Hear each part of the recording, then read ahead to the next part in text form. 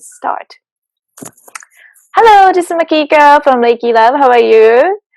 I have a guest today from Iran, Harris. And you will know more about him if you don't know him yet.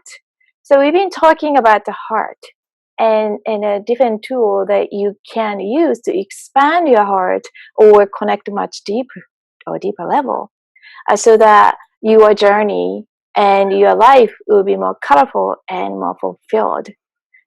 So last time we talked a little bit about how to maintain our heart being more fulfilled and expansive state. And then Harris started to mentioning about the different tools. And then I didn't think of the crying as an act of exercise and some type of the input, have a key function of how we could express or perhaps help us, the heart, to, I guess, stay healthy, interestingly. And I just want to talk about a little bit about my experience, because Harris will talk more about the functionality and the mechanics behind it. I originally came from Japan, and over there, the emotion is being very much suppressed. It's a very much suppressed, emotional, suppressed society, especially if you are male, right? There's such a thing saying from as you grow up, don't cry, you're a man. Man doesn't cry. Oh, that's not mannish, you're crying. So there's society enforce it, culture enforce it.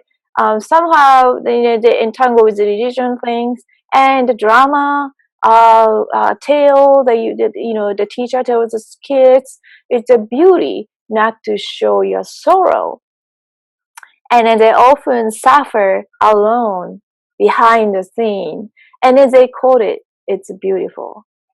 Now, if it's been taught over and over and over, we kind of begin to buy into it.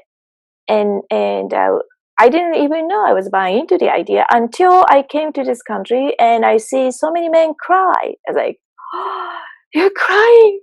Oh my God, you're a man. And then they cry. The same thing I observe over there. If you're a man, you don't eat sweet. I'm sure that's not true. They probably eat at home. But, you do not see the man eating ice cream over there.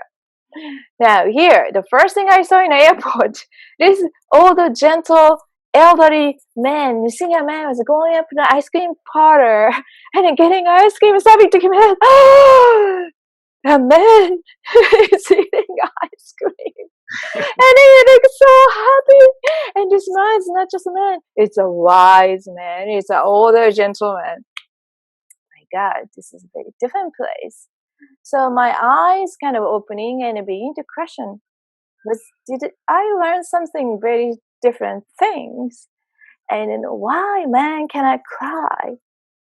And then I know sometime I find myself somewhat not the judge. It took me to surprise a man actually cry and comfortable with it.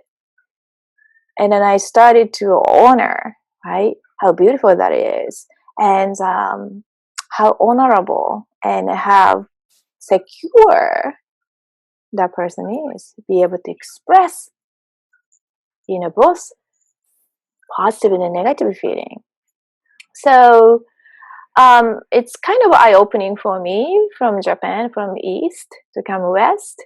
And I'm sure it's not every man express free. And it's not just America. All the men eat ice cream and cry. So take out those culture, like a stereotypical things, in general, right? I'm very emotional. Well, I'm a very expressive person. So if I kind of want to cry, I just cry and not really think other people around me much. But I notice some do. So how does that affect to our psyche? And when you keep doing this, forever, how that impact on the heart, and how we could kind of teach others actually crying in a public or crying alone or whatever. It's actually a great thing. I wonder, Harris, you have a similar observation or your personal experience around this? Most definitely, yeah. It's the same as yours. In Africa, you have the male. You don't cry, say from the chest, and keep the emotion. You're seen as weak. Uh, Mm-hmm. but it's not so much the idea of looking for something to cry for, or like it's the idea of, as it's automatically comes to you as a natural feeling, to express it, to allow yourself to actually release, because it is a form of release. It's a form of releasing the heavy uh, what will I say, vibrations or energies that we're putting out there that we need to release, so mostly, like you said, like we were taught in the past to hold it in, and we hold it in, and we get really heavy and rigid because of that over time. So I learned from my little kid. I was with him telepathically, and I understood why he just cried for something, and I understood the vibrational meaning of that. It was like, I'm not gonna hold on to that bull, whatever. Can I curse? I can't curse. I don't want to. I'm not gonna hold on to that bull, whatever. And he just did that, and once he expressed that, he was free, and he just jumped away and started. I was like, I'm like, something happens, like he already forgot about it. So it's a healthy thing to do when it comes to allow yourself to do that, because that is for you. It is not for the social programming that says don't do it. It would affect you, as opposed to if you say there is an outside. So it's really a healthy thing to do. Not to say you look for things to cry about. No, it can come to you. There are times where your body's like, this is too much. I need to release this. So, and it could be released through a crying. And when that is happening, this is happening to you. You have that feeling. You have that awareness of the expansion of the heart, because Mm. it takes you to that humble place, that innocent place. You're regaining your innocence again, and regaining your innocence is where all your power and true authority is, as opposed to the opposite, where they said, no, take it like a man. You got, that's it's really opposite. So Mm. in that way, crying is a healthy tool. Allow yourself, when it comes to you, release, in Yeah. I did very well with that.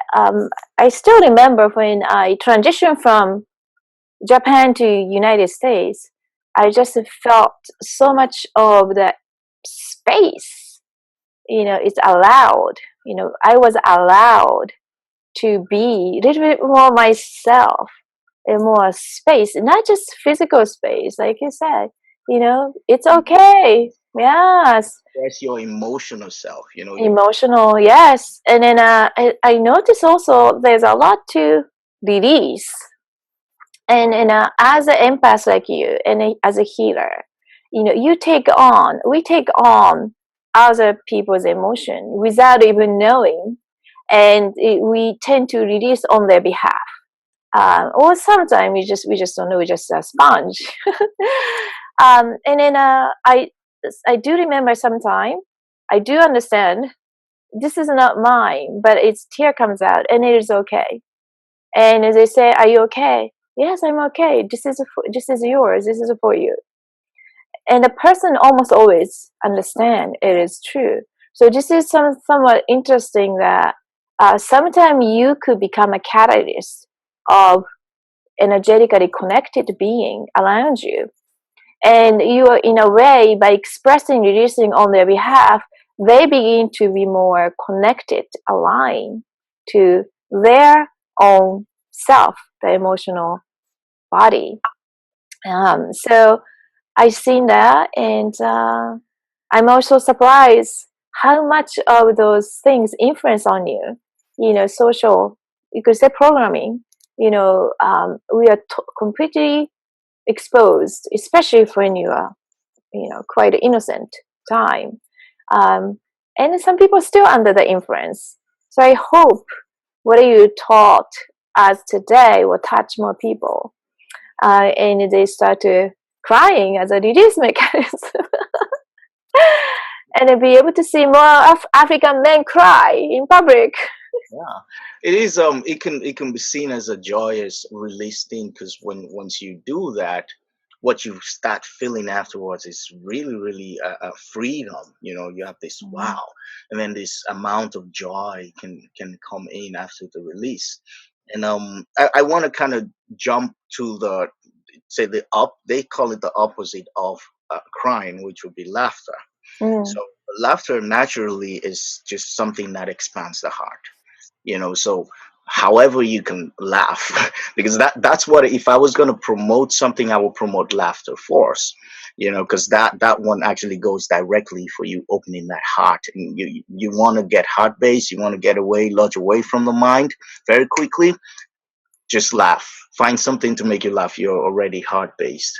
But also crying, when you get it, allow yourself to do it, because it releases you and it brings you back to the heart. Mm.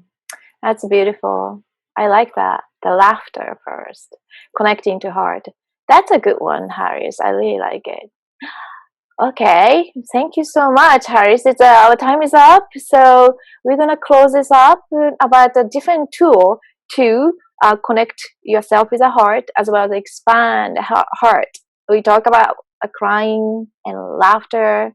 It's possible to be my favorite emotions from now on. Thank you, Harris, and thank you for watching.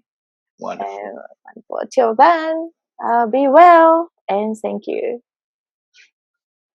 Namaste.